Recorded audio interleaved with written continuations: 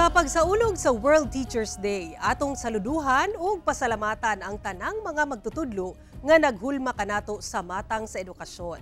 Sa Davao City, usa ka teacher ang giila og gihimong ehemplo ni Pangulong Ferdinand Marcos Jr. tungod sa iyang mga inisyatibo nga dunay dakong natampo sa pagpalambo sa pag-edukar sa mga estudyante. Ato siyang ilalahon sa report ni Argil Relator Live. Argil.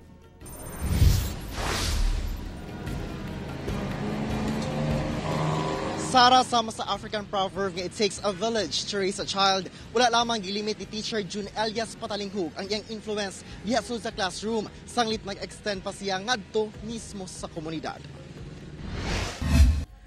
Nagsugod isip Teacher 1 ug karon usa na ka school head sa Seriaco Mariano Elementary School sa Davao City, si Sir June Elias Patalinghug, umas na ilhang si Sir Jeff.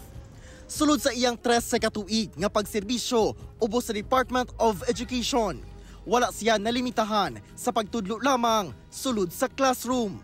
Apan nagmugna siya mga inisyatibo alang sa pagpalambo pa sa edukasyon sa mga estudyante.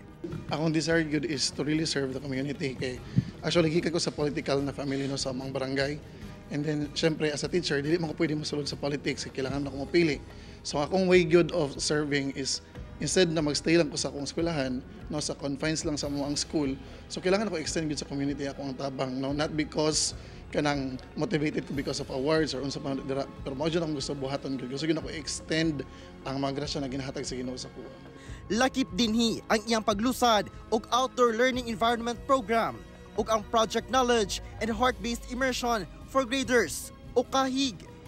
Nailasab siya sa iyang mga contents sa social media aron ma-extend ang pang-share sa iyang mga kaalam ug kahibalo. Akong i-share lang ako latest project which is about Project Kahig, no. Ako jud siyang gibuhat together with the teachers of Seriaco Mariano Elementary School para gyud sa mga bata nga katong knowing na ang among eskwelahan man gud is gitukod gyud siya para sa mga anak sa mga scavengers or ginatawag nato mga higay. So nag-create me og continuous improvement project, no, which is really successful gyud siya karon. Natod karon pod nag-expand siya sa amoang community. Buta nga giila siya isip usa sa 2023 Metro Bank Foundation Outstanding Filipinos ug ning bag-ulang giila sab siya isip 2024 Civil Service Commission Pag-asa Awardee. Si Pangulong Ferdinand Marcos Jr. giila og gihimong ehemplo si Sir Jeff atubangan sa libuan ka mga magtutudlo ato sa 2024 National Teachers Day celebration didto sa kauluhan. Andyan din, Davao City, Teacher June Elias Patalinghug promotes innovation in the classroom. Through his Project Kahig, he not only offers essential remediation, but also provides school supplies and nourishment to the children that are in need.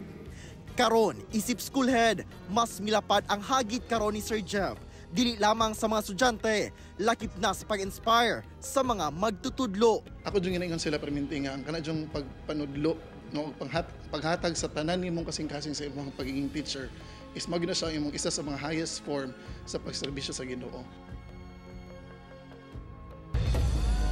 Sara, atong pagtimbaya, Happy Teachers Day sa tanang mga magtutudlo ug atong pagpasalamat sab sa ilahang mga effort nga gina-exert, no, alang sa paghulma sa maayong kaugmaon sa mga kabataan. Sara. Tama ka diha, Argil. Daghang salamat sa atong mga teachers. Happy Teachers Day sa atong mga magtutudlo sa Tibok Mindanao ug sa Tibok Kalibutan. Daghang salamat, Argil Relator.